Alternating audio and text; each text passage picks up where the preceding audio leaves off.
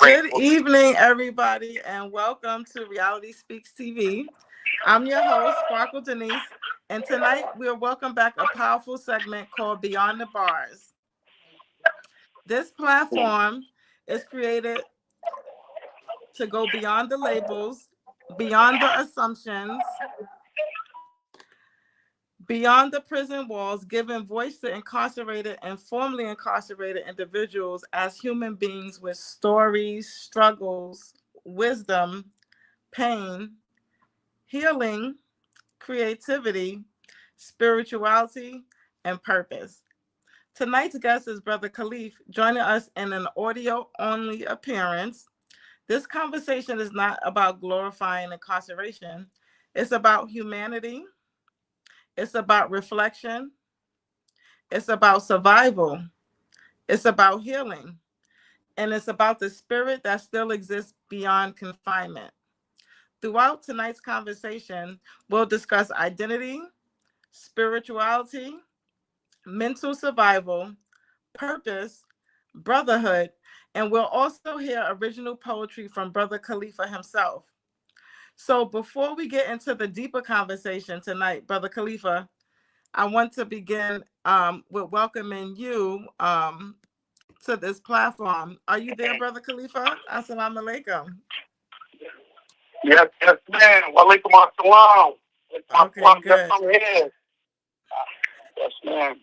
It's really good to have you.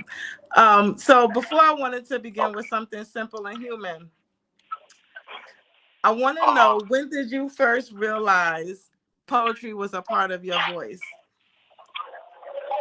Poetry. But before I get into that answer, please allow me to just give you my gratitude and thanks to you and Liz and to God. I just want to say that before I say anything. Please let me allow to do that. Thank you for giving me the opportunity to be able to share my story, my struggle from this side of the world. So now I answer your questions. I apologize, but I had to give my thanks to y'all. I first started discovering my words and rap as far as a young child. Maybe it was probably as soon as I heard hip hop and rap. I was born in '76, so rap was born right around that time frame, '74, something like that. So as soon as I heard it, I knew that there was something that I could do as far as rap, put words together, et cetera, et cetera. As soon as I heard it, hip hop.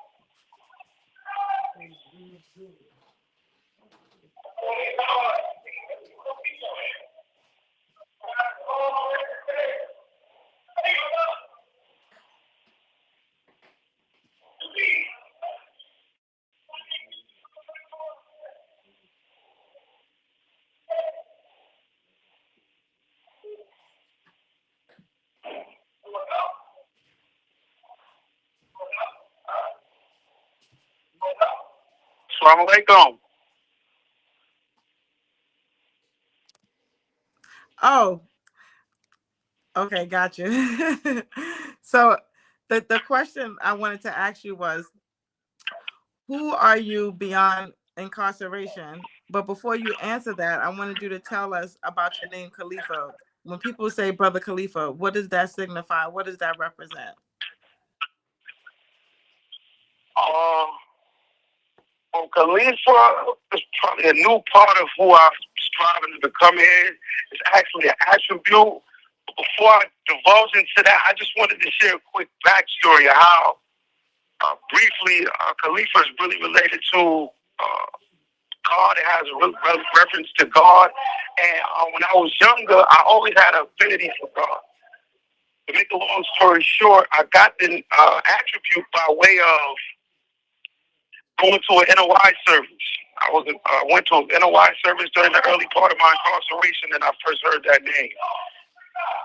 Once I heard it, the minister was giving a lecture about Minister Ronald Muhammad from Utica was giving a lecture about different names that we were calling ourselves that really didn't were suitable to who and what we were by our nature. To make a long story short, one of the names that he mentioned that is more befitting to us is Khalifa.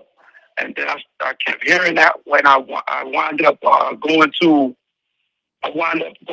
back to my cell after hearing that lecture, and I was reading the Final Call newspaper, and a young brother by the name of Khalifa and his brother in the Final Call newspaper wind up passing away.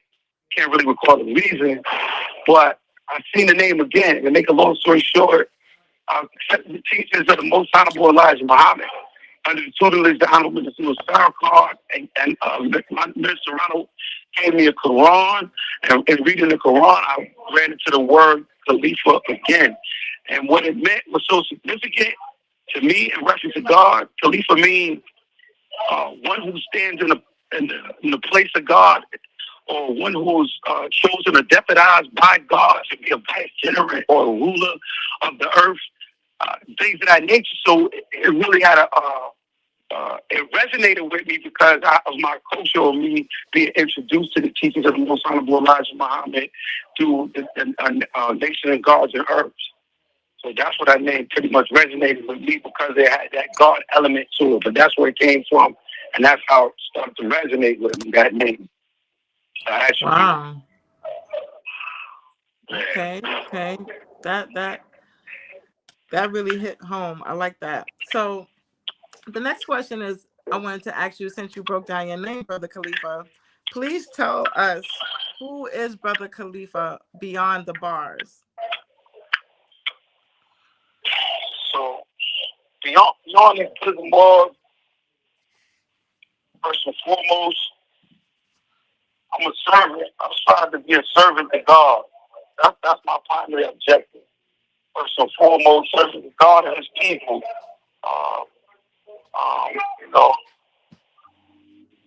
Brother, father, a big cousin, and I've also been acknowledged as the patriarch of our family.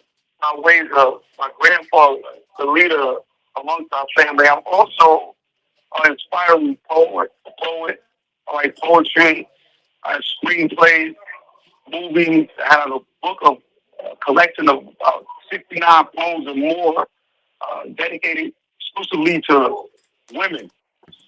So I'm a writer as well. Oh, yes, you're a writer as well. So we're going to hear some of your writing a little later on. I'm really looking forward to that. And I know the listeners, I just want to welcome the listeners. We have a couple of listeners. I just want to, say hi to Facebook, LinkedIn, and YouTube. We're streaming live there. I encourage you to follow the conversation, add some questions, and also be mindful of the DIN number that Brother Khalif has put up there in case you feel like you want to reach out. All this information is available to you. Like, share, and subscribe. So after your incarceration, I wanted to know, you mentioned a part of your spirituality being a nation of gods and earths, and then now the Nation of Islam. What role has spirituality or knowledge of these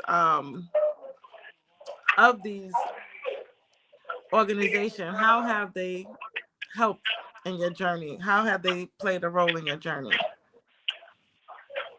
Actually, the Nation of God's earth, or the teachers of the Most Honorable Elijah Muhammad, that particular medicine or that methodology, that area avenue of teaching resonated with me also from a very young age. A very, very young age, around, especially with Rakim. I actually played, actually did a Rakim song due to the fact that who he called himself. He referred to himself as being God.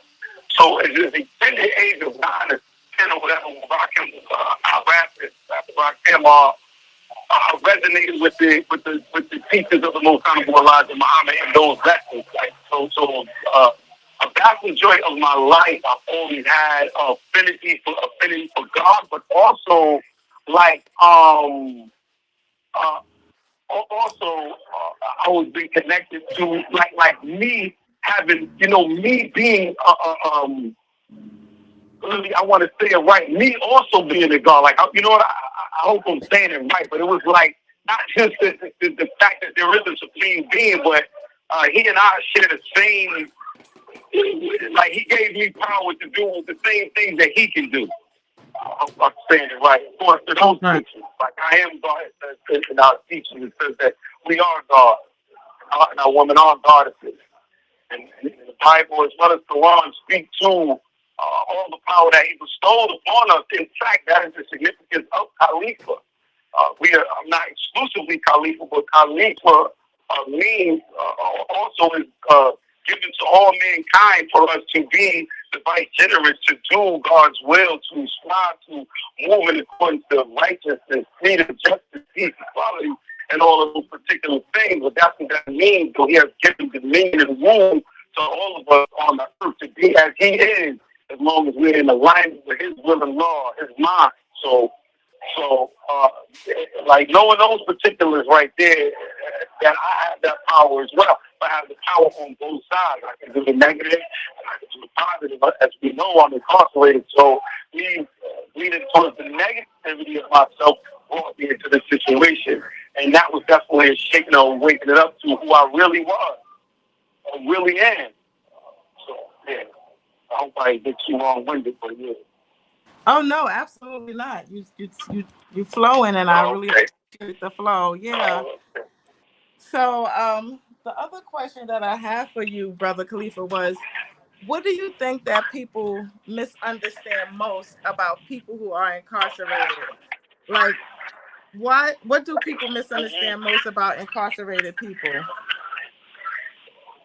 Thank you for the question. Beautiful question.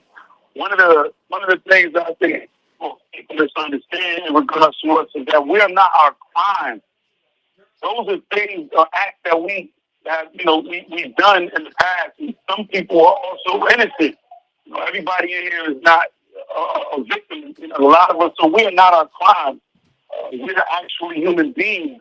We actually emerge from the same society that helps birth and create what we are. A lot of us have been scarred, have childhood traumas that we still have to reconcile with. Don't necessarily know who we are.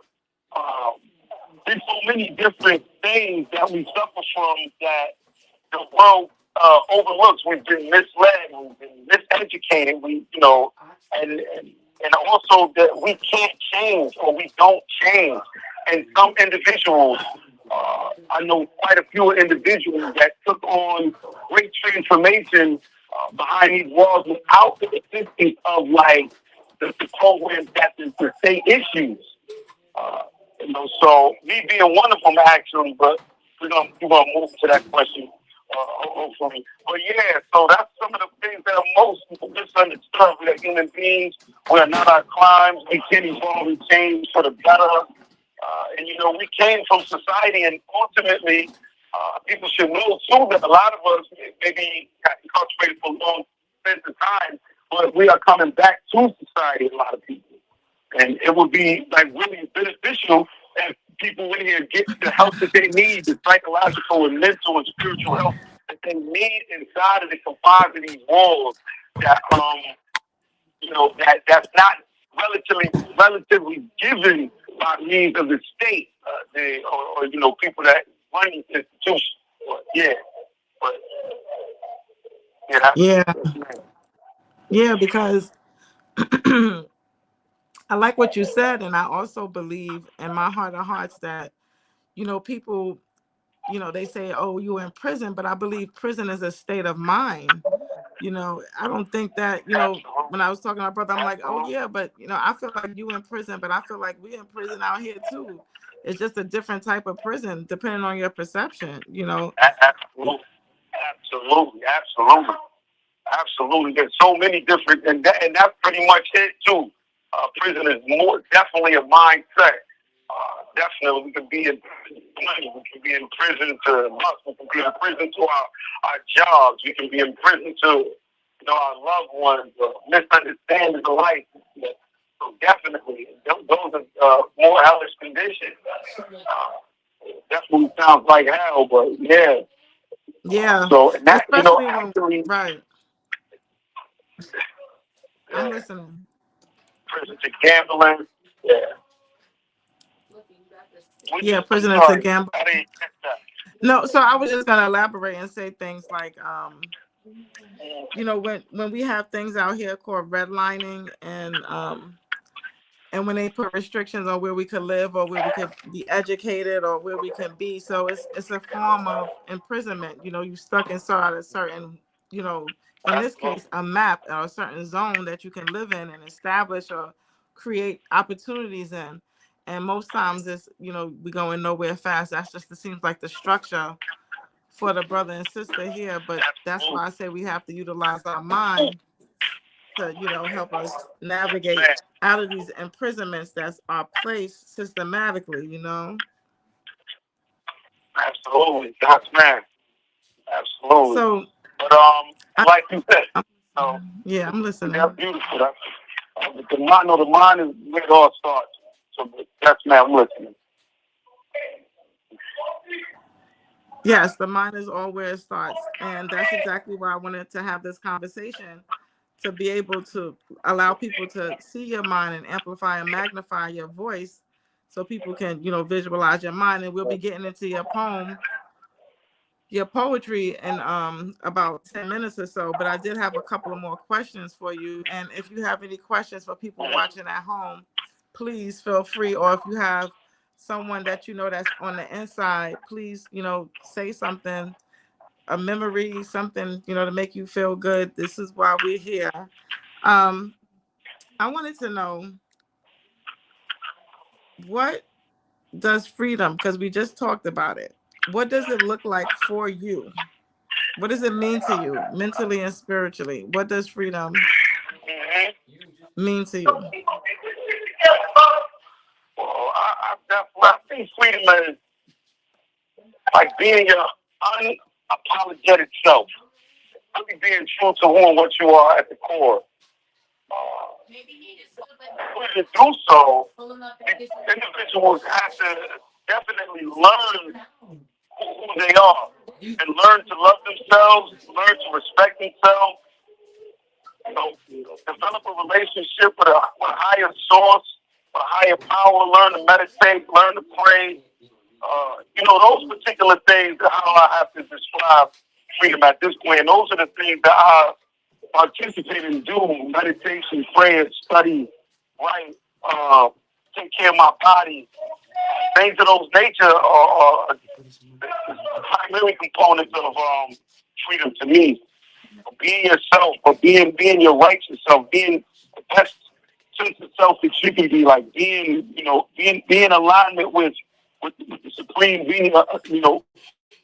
It doesn't necessarily have to be the religion or that I subscribe to, but being in tune with the higher power, be it you call it Jesus, be it you call it Jesus Christ the Lord, you call it Buddha, or you call your God Yahweh, or Jehovah, or Joshua, or Allah. Whatever it is, rooting yourself in knowledge, rooting yourself in striving to moving according to His will and law of righteousness.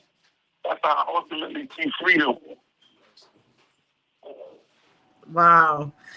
Righteousness as freedom. That's very impactful. It actually has me thinking, like, righteousness as freedom. So living, with a holy state of existence in your mindset, that can be a freedom in that, one less thing to worry about. Man. Yes, man. I mean, that's what liberate. That was definitely under the confined prison and being in prison. I've been in and out of these institutions since I was 10. So, like, it was only like 1 or 2 ways. 1 minute left. At this point. Oh, wow. Okay, it was so only you're 1 going or to be 2 going ways I back. can go at this point. Yes, ma'am. Call right back. Okay. Tell nephew I'm getting right back. I I think he said he's gonna be online. So be live, everybody. I want to let y'all know this is how real this is beyond the bars. I appreciate Brother Khalifa extending his time and his minutes on his phone to call in and be with us live. I appreciate you. We definitely beyond the bars, live and direct. Appreciate y'all. Absolutely. Yeah, from the side. From the side. I'm definitely about to call right back though. Thank everybody. Okay. Thank you for listening. Got a few people that I definitely told about it. So inshallah, when we come back, I'm gonna give out some shout outs.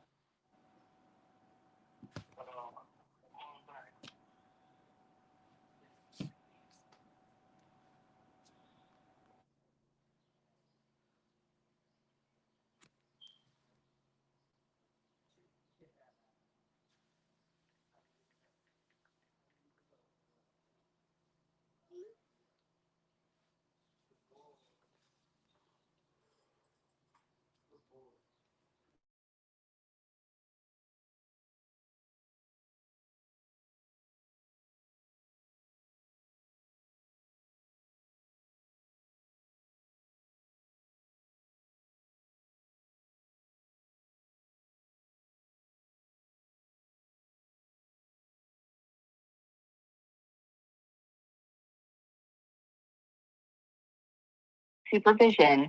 This call is subject to recording and monitoring. Okay, we back. And incarcerated individuals' use of institutional. It's back. He's coming back, and that's how real it is. Thank y'all for tuning in.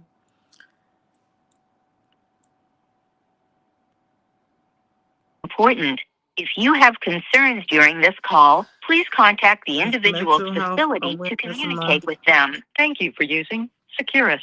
You may start the conversation now. Welcome back, brother. Welcome back. We back. We back. Thank you, everybody. We back. So. Yes. So I do have your next question ready. I don't know. I don't remember what you were saying before the call got disconnected, but we definitely have your next question. Do you remember what you were saying? No, I don't. All right, so we'll just. Well, yeah, we just got finished talking about freedom. But I wanted to talk. I have another question for you. Yes, ma'am. So the question I have for you is, what purpose do you believe your life has beyond the bars? Thank you for that beautiful question. Purposes are multiple. There's a lot of different. However, my primary purpose is to be a servant, first and foremost, to God and our people, to be a father, to be responsible, to be a son, to be a brother, to be a friend, to people, make new friends, to be a husband. So it's multiple purposes. Ultimately, I would like to share my life with childhood experiences with younger people that came up like me, coming up in the ghetto, coming up, have reached towards crime, did things that, contrary to life, made some mistakes in life, and striving to allow my life story, my experiences, to hopefully at least give them an example of what not to do with the rest of my life. If I'm making that clear, I want to make that clear. Like, that's the purpose. Like, my purpose is all that I went through, all of the adversities, all of the pitfalls, all of the shortcomings, all of the prisons, all of the silly things that I did. Hopefully, I can be impactful and giving and sharing with those that are coming behind me, that those routes they don't have to take. Like, every mistake that I made that caused me to be incarcerated, or, all of those things, hopefully now I can be an example of what not to do in that arena. That's the ultimate purpose. Well, thank you for that. That's so fruitful, and it has to be rewarding, because I heard that's what you're already doing. I had a testimony from my nephew directly on how positive you are, and how he says you remind him of a light, as far as whatever the situations is, no matter how negative they assume to be or how worse they appear to be, you always come with the positivity about it. Yeah. And Yeah, then so all praise due to Allah. Yeah. Yes, ma'am. Listen, sorry. oh no, I'm listening to you. You say all praises due. So I did inform student minister Brother Courtney Muhammad that I was going to be talking to you, and he says yes, he absolutely know who you are, and that you're a strong brother with deep That's my roots. brother. That's my Yes, brother. Yes, he yes, actually yes, he actually yes, mentioned my to me brother. that you're a strong brother with deep roots. Yes, man, yes, me too.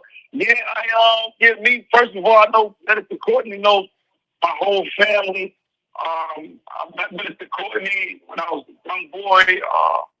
My grandfather was one of the first FOI in the city of Utica, Omar Kareem. Make a long story short, me and Minister Courtney went back when I was younger. Did a little building. I used to listen to him here and there. When I got older, around the time of the Million Man March, that's when I really started to get more acquainted with the brother. In fact, he invited me over to his house to watch a live stream. It wasn't the Million Man March, though, but it was another lecture, a big lecture that the Honorable Minister Louis Farrakhan was giving. And so I was invited to his house around the time, this early 2000s. I came to the mosque, I went to the mosque. He taught before, and we did a lot of work back here together.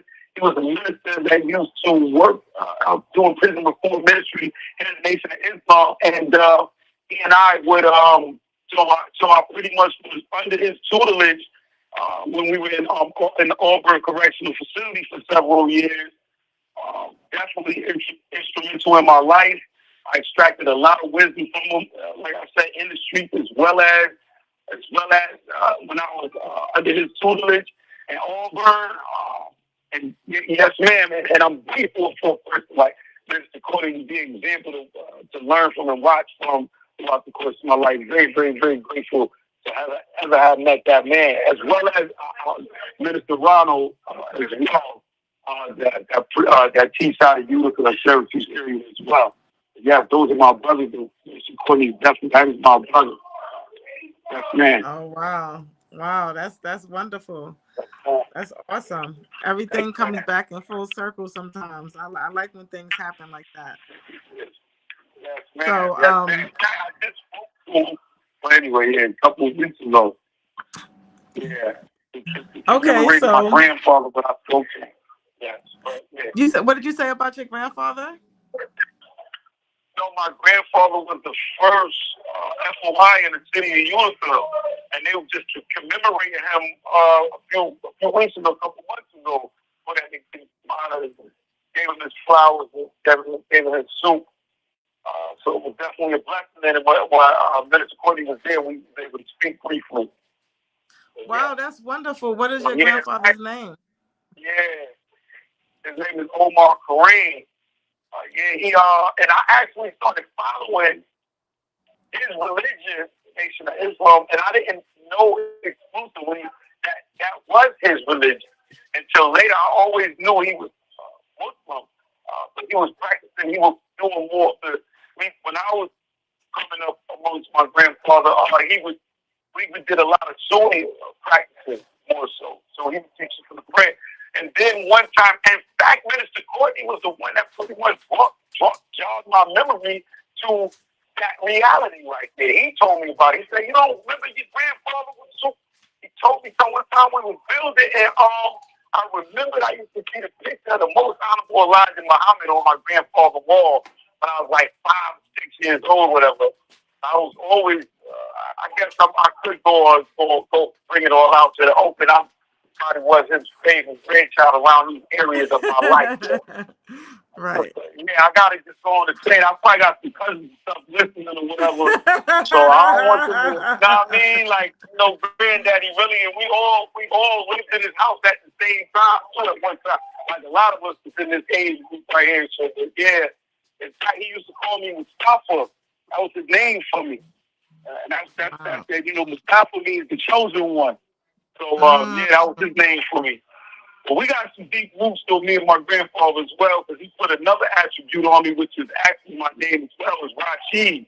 And that means one who guides one onto the path. And he made that exclusively my name.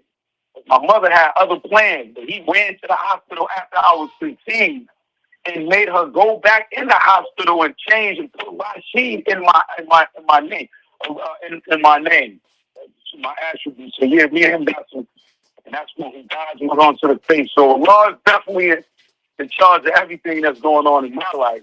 I can't say I have to say that. Then I have to say, mashallah, mashallah. That's beautiful. Wow. That's man. Yeah. All right, so I think this is a wonderful time. I'm listening to you, brother. Yeah. You know, we also share the same Kodiak, and I look just like, I'm just saying, I have to get all that out. Well, thank you for getting that out. While I'm getting my get that out here. So I think this, Brother Khalifah, is a great opportunity for you to, recite one of your poems, or I don't know how many poems you have. However, the floor is yours to express your now. Oh, let's get it. Are you ready? Yes, ma'am. God's hand is in everything. I go by the writing pseudonym of Poopy Son the Poet. So that's what I want them to know, that Poopy Son the Poet coming soon. But this poem is entitled "Time for the Time."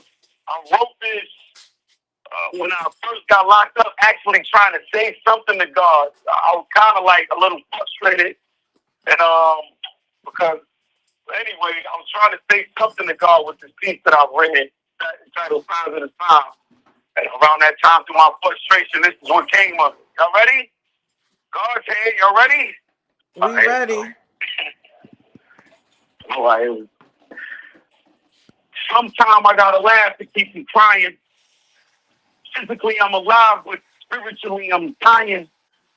Can't leave the house nowadays without the iron. So I keep it closer to me than my own skin.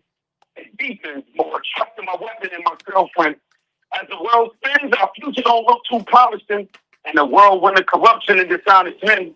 Love, jealousy, envy, greed, and hate dwells in the heart of them. And what's worse is when the devil's only be bothered them, raping Mother Nature for her natural resources and killing all wildlife in these shoes, coats, and piercings. Be very cautious of the food products you purchase, because they're injecting it with things in the long run that will hurt us. They're injecting with things so we'll go faster than possible. I see so far in the future they call me Derek Christ the Prophet. Clergymen promote foul religion just to line their pockets. Priests sodomized little boys claiming they God conscious. And be forced of the woman in the church perform what God will act behind the pulpit. And just as I wear full-blown beards, cookies, and yellow beards, and high water my pants, does that mean I'm not Islamic and follow the ways of the prophet? Somebody who was alarm, blasphemy, the end of the year, you wear gospel before prophet. Rain, hailstorm, and earthquake, volcanoes, tsunamis, I make the earth shake. Allah is here, shake the rule is up. 6,000 years we gave y'all the rule is up. We living in the grace period, so we can raise the foolish up. So if you're willing to kill freedom, recognize your enemies and raise the tool is up. Because when it top off and you're in opposition with the laws, you can't say, don't say you wasn't informed to touch. Fire and brimstone, look around, the whole world burning. Observing the nature of the white man, the sands is so burning. Only the top 1% of the globe is truly earning. The rich getting richer, and the poor don't even see the picture. I give my life for liberations of my black brothers and sisters. And I plead tribute to both fingers and blistered and picture for reparations of my ancestors' labor. It's major. Even the baby is playing with the behavior. A sixth grader got caught in school with a firearm, duct tape, and a razor. They rather incarcerate you than properly educate you. Schools closing every day and the school system is failing. The penitentiary is packed for poor white, browns, and blacks. If you take crabs out of their natural habitat, of course they don't know how to act. That's a fact, Mr. Legislator. I mean, Mrs. Legislator, it seems there's something extremely wrong with this picture. Just got a phone call from clinic about my little sister. She died during the abortion and nobody was there with it. She was only 15. Shit. She couldn't even go on a school field trip without her parents' consent. Now my little brother got a sick, and I'm sick. He only 16, got 5 to 15 for finally didn't commit to talk to Jack for the PhD. He said, I'd rather stand as a man and die as a snitch. Ironically, he old enough to buy a cigarette. And then you're all forced, he can't even enlist. What part of the game is that? What part of the game is it? And the richest basement in the country got people that's hungry and homeless, homes still closing, banks ain't nothing, government corruption, men marrying men, women now, according to the scriptures, that's a domination. But this so-called Christian nation is in a total annihilation.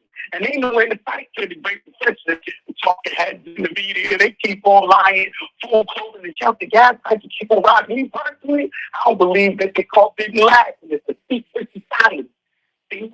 The government lies to you and the government lies to me. And what lies to me, more lies in deceit.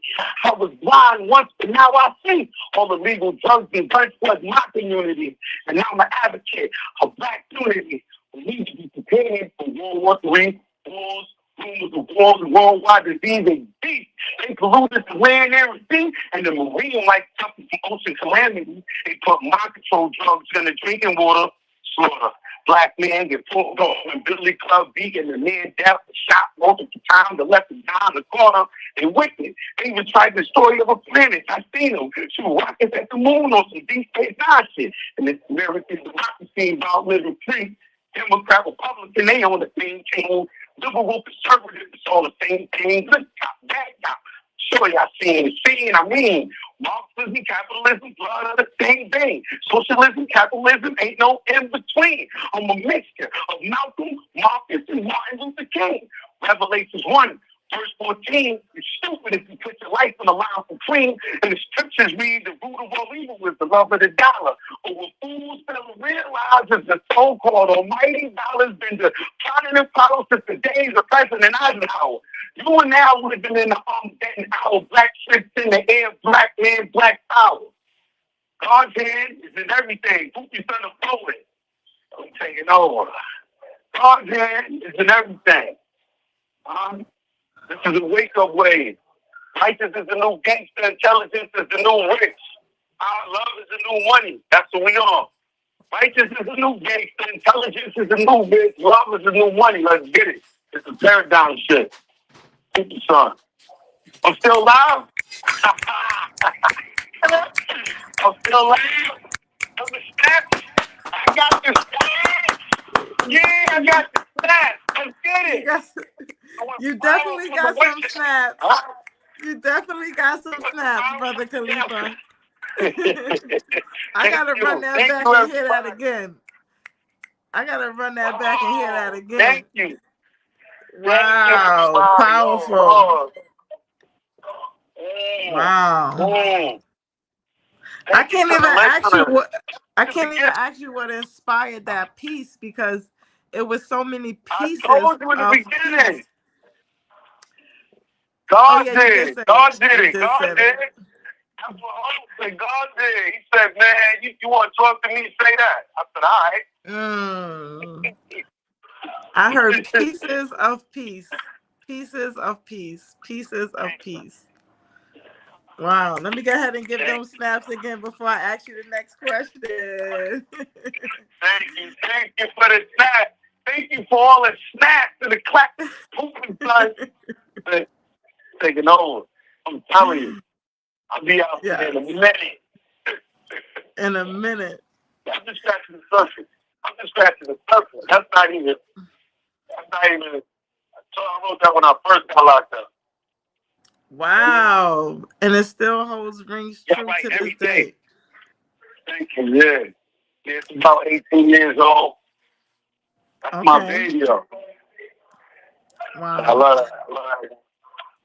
So before we go, or before we end the show, I have just a couple of more questions for you, but I want to definitely get this question out to you, because I was talking to you earlier. You said you mentioned that you had a son, right? Would you like to take a moment to give a shout out to your children? Yes, thank you. Yes, I like to shout out Derek, Omar, Tuda, John Derek, all my children. Omar, Tuda, name Omar, John Derek. Yes, all my children are tuned in. Thank you. I love y'all. My mother, Poopy, listening. My brother and sister, Jigga, thanks. My cousin, my aunt Noonie. They all, my whole family, listen. I love all y'all. Thank y'all. All my cousins, my brother, I think Jigga. Cousin Rob, yeah, I mean, they all are hot shot. Now I'm about to start forgetting names, though, because he said he put it in the family chat. So, my baby mother, Nettie, thank you. I love you. Yeah, all my children, mother, if they listening, I'm so grateful. I love that. That's wonderful. That's real. No, that's real. My children, and they still love me too. And I've been in and out their life in and out their life like night and day, in and out. They still strive to stay in line with me. So I'm so well, grateful. that spirit reigns. Yeah. That spirit reigns. Definitely. So really quick, Brother Khalifah, you did receive some feedback about your poem. So at Lady Jam for Humanity, yes, says banging, God did it. God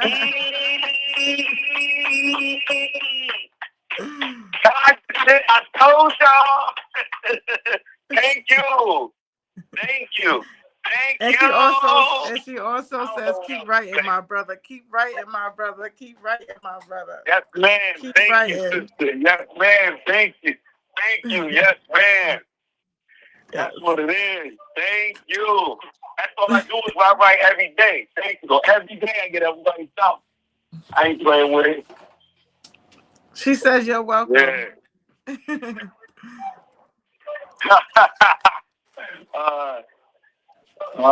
Yeah, definitely. So the question that I do. Okay, I'm listening to you. The question that I didn't want. All right, so I didn't want to miss this question, before this is over. What message, Brother Khalifah, what message would you give to younger brothers and sisters headed down the wrong path? Yeah, thank you for that question. Thank you for that question. And what I would tell them, the young brothers and sisters that may be listening to this, like, no matter what you've been through, or no matter what you're in, and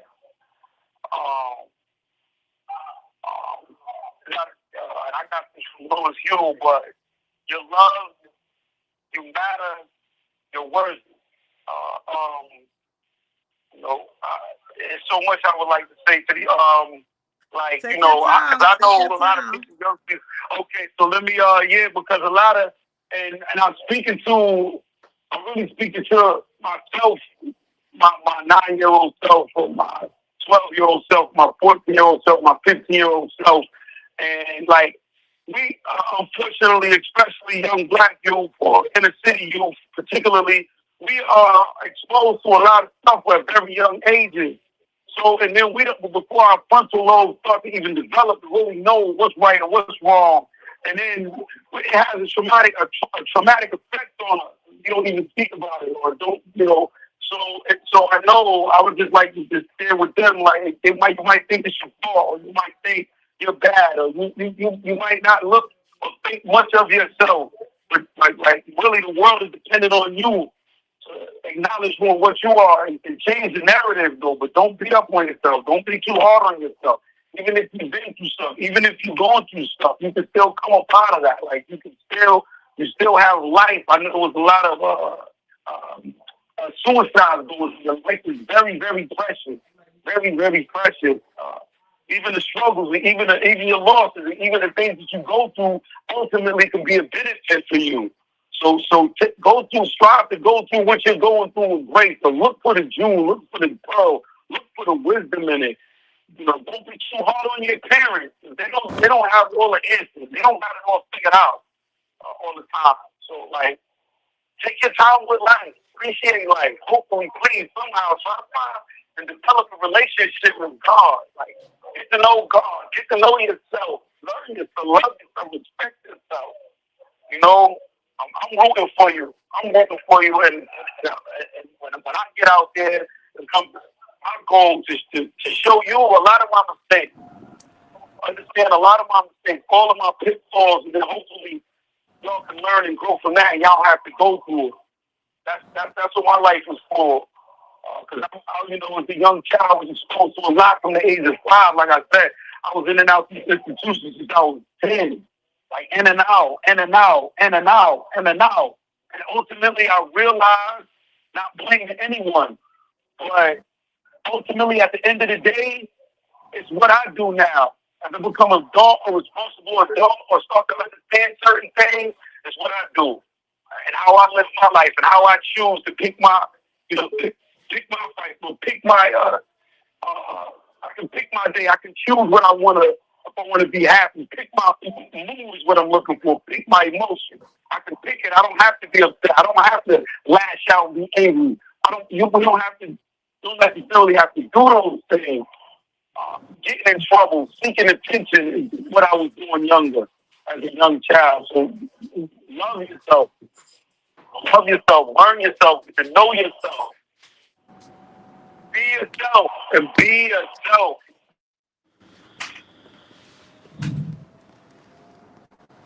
Be yourself. Facts. Wow, Brother Khalifah, I'm so happy that you came today.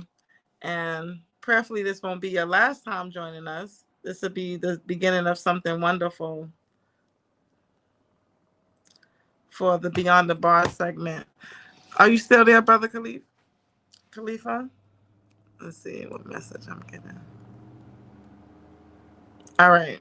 So we're just going to close out. It's saying that the recording was interrupted, which is okay because we are about to close out.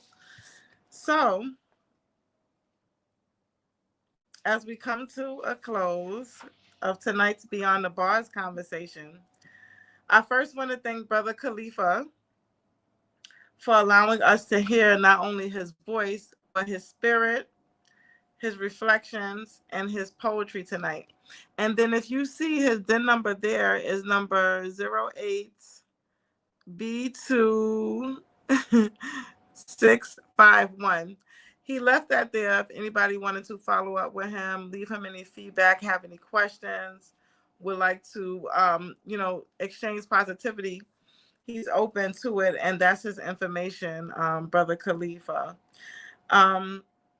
Too often, people behind prison walls are reduced to a number, a sentence, or a headline, while the human being inside gets forgotten.